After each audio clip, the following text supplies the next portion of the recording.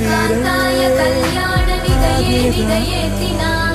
श्रीवेङ्कटनिवासाय श्रीनिवासाय मङ्गलम् लक्ष्मी सविभ्रमालोक सुभ्रूविभ्रमचक्षुषे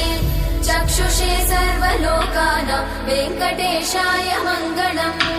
श्रीवेङ्कटाद्रिशृङ्गाग्रमङ्गलाभरणाङ्गये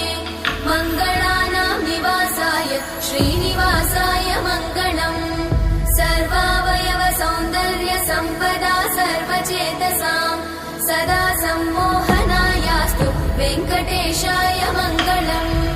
नित्याय निरवध्याय सत्यानन्द चिदात्मने सर्वान्तरात्मने श्रीमद् वेङ्कटेशाय मङ्गलम् स्वतः सर्वविदे सर्वशक्तये सर्वशेषिने